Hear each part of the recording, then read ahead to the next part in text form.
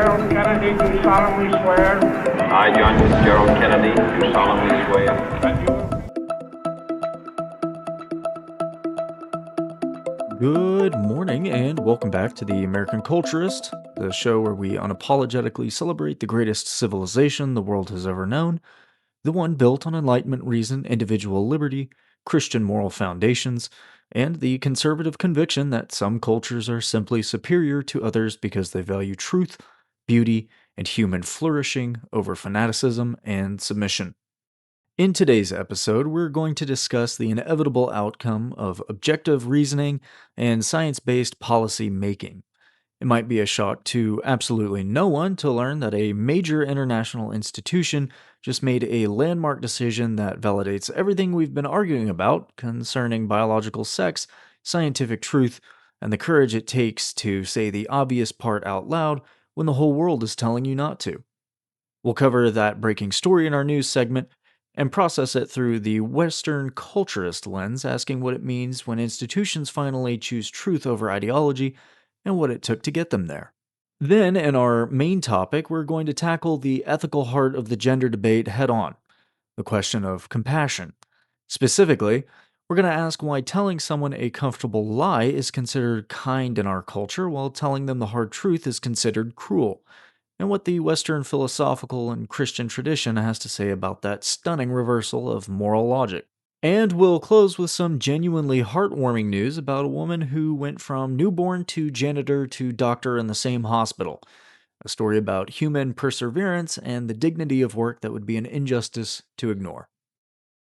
On Thursday, March 26, 2026, the International Olympic Committee, IOC for short, announced a landmark new eligibility policy stating that eligibility for any female category event at the Olympic Games or any other IOC event, including individual and team sports, is now limited to biological females, determined on the basis of a one-time SRY gene screening. The policy takes effect at the 2028 Los Angeles Summer Games, and I cannot think of a better place to be ground zero for biologically sane gender-based sports rules. The significance of this decision cannot be overstated. The International Olympic Committee, which governs the most prestigious athletic competition on Earth, just looked at years of ideological pressure, activist campaigns, and institutional cowardice from sporting bodies around the world and said, no, biology is real, the female category means something, and we are going to protect it.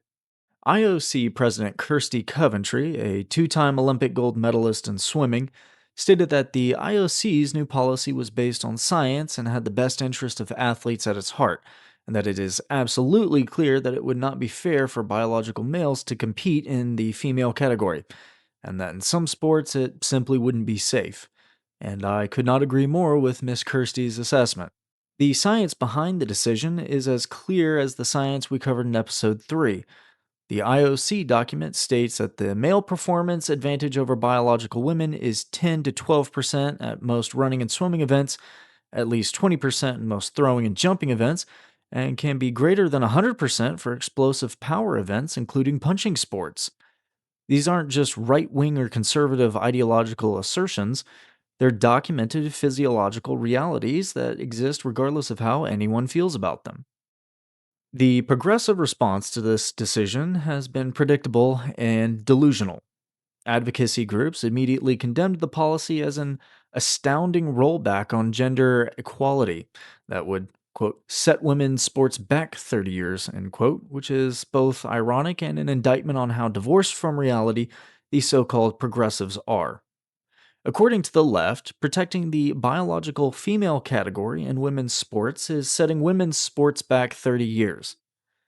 The logical inversion required to hold that position simultaneously with a genuine commitment to women's equality is staggering, and it tells you everything you need to know about where the ideological priorities of these groups actually lie.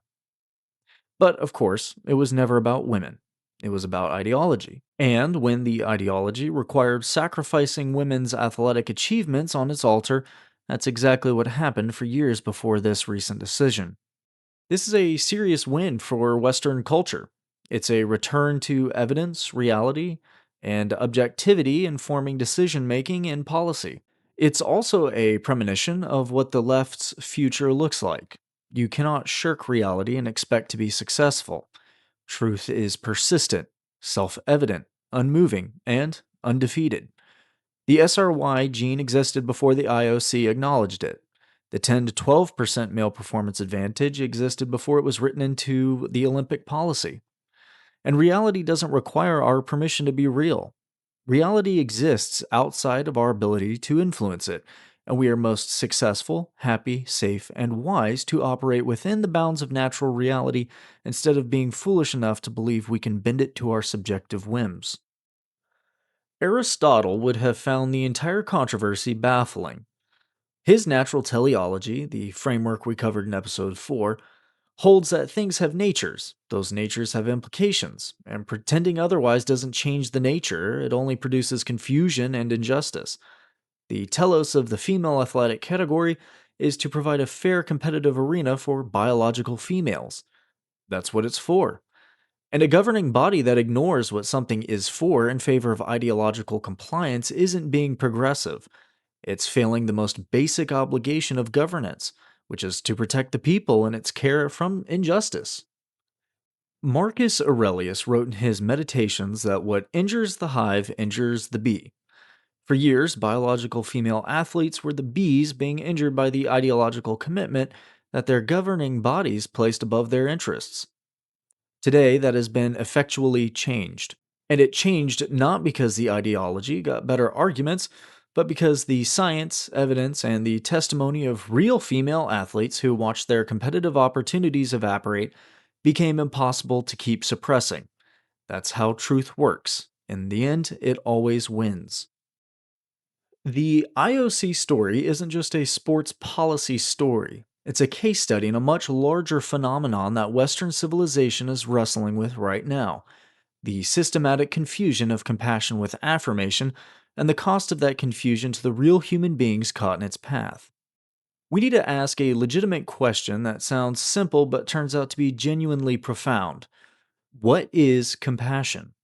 Because the modern progressive definition of compassion, at least as applied by gender dysphoria and related questions, is essentially this: compassion means affirming whatever a person believes about themselves, validating whatever they feel, and never challenging the subjective reality they've constructed. To do otherwise is cruelty. To question is to harm. To disagree is to hate. To the left, questioning positions founded in subjective belief is the same as creating a permission structure for violence. That definition of compassion would have struck every major thinker in the Western tradition as not just wrong, but as precise description of the opposite. And here's why. Socrates spent his entire life practicing what he called the examined life and demanding it of everyone around him. His method, the Socratic method that the entire Western intellectual tradition is built on, was fundamentally a method of loving challenge. He would approach someone who believed something confidently, ask them probing questions, expose the contradictions in their thinking, and refuse to let them retreat into comfortable certainty. His contemporaries frequently found this painful and unwelcome. Several of them even hated him for it. He was eventually executed partially because the city's leading citizens found his persistent questioning of their assumptions intolerable. And yet, the Western tradition doesn't remember Socrates as a cruel man. It remembers him as one of the most profoundly compassionate figures in human history, because his willingness to tell people hard truths about their own thinking came entirely from his conviction that the examined life was the only one worth living, and that a friend who lets you persist in error is no friend at all. Now, let's consider the Christian tradition because Christianity has the most developed account of the relationship between truth and love out of any tradition in the Western inheritance. The Gospel John opens with one of the most philosophically dense statements in all of Scripture. In the beginning was the Word, and the Word was with God, and the Word was God. The Greek translation for word is logos, the same term the Stoics used for the rational order of the universe. In the Christian theological tradition, truth and love are not in tension. They're the same thing at their root. God is truth, God is love. To love someone is to want what is genuinely good for them, and what is genuinely good for anyone cannot be built on a lie. This is why Jesus in the Gospel of John doesn't say, I am one path among many, or find your own truth. He says, I am the way, the truth, and the life. The claim is absolute precisely because genuine love requires genuine truth. A doctor who tells a cancer patient that their tumor is benign because the real diagnosis would be upsetting isn't being compassionate. They're being cowardly and they've abandoned the patient to a worse fate than the truth would have produced. Now, apply that framework directly to what's been happening in gender medicine for the past decade because the parallel is exact. Picture a young person sitting across from a clinician presenting with gender dysphoria. And as we learned in episode 3, that young person is more likely than not also struggling with depression, anxiety, autism related identity challenges, or some combination of all three. The affirmation model, which has been the dominant approach in American medicine, says that the compassionate response is to affirm their stated gender identity immediately, refer them for social transition, and if appropriate, begin the process of medical transition. To question or explore the underlying conditions, or to suggest that the gender dysphoria might be connected to an underlying condition, is considered conversion therapy and is legally prohibited in some jurisdictions. So ask yourself honestly, is that compassion? Or is that a system that has decided its ideological commitments matter more than the clinical outcomes of the individual patient sitting in front of them? The CAS review, which we covered in episode 3, was essentially a 4-year systematic attempt to answer that question honestly.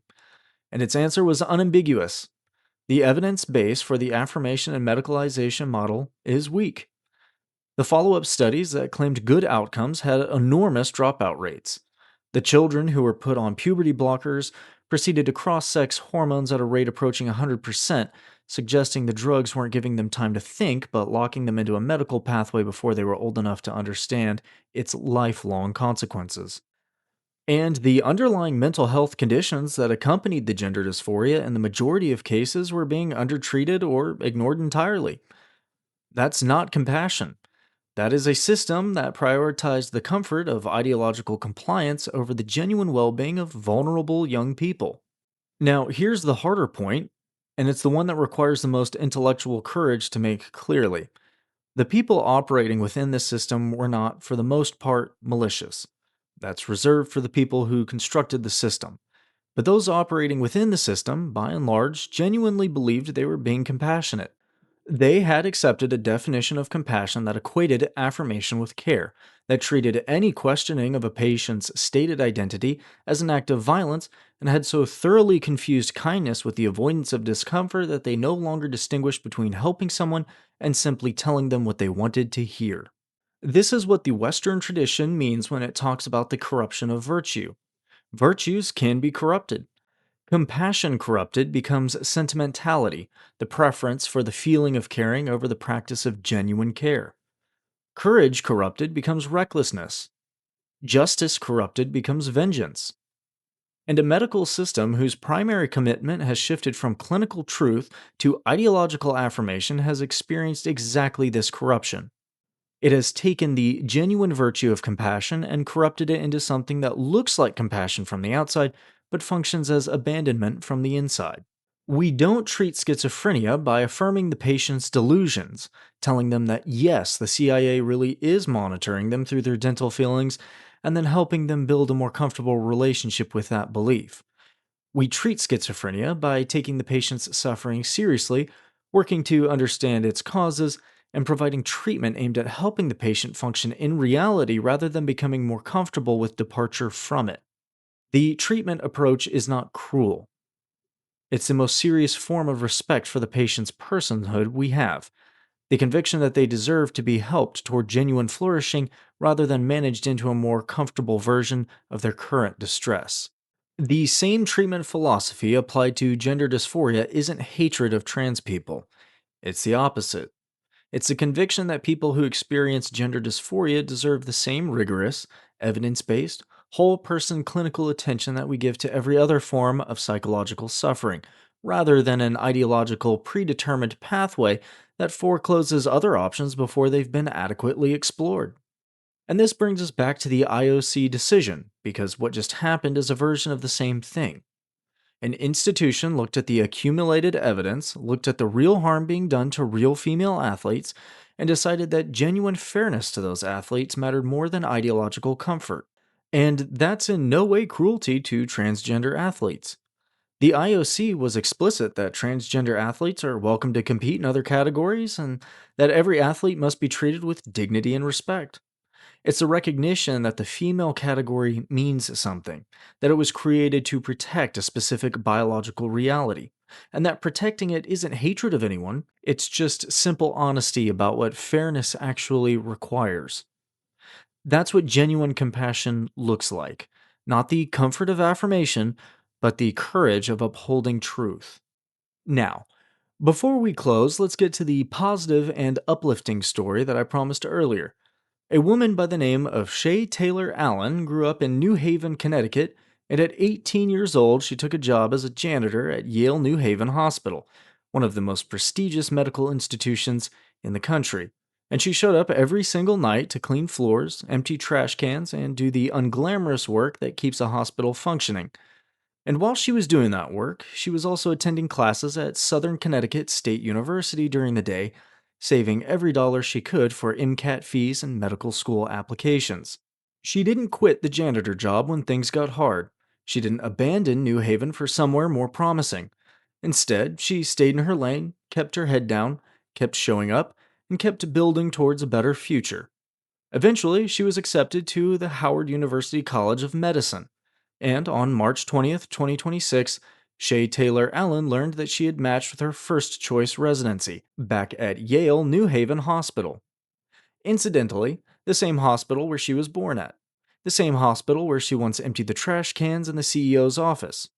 And now, the same hospital she's starting her residency as a doctor.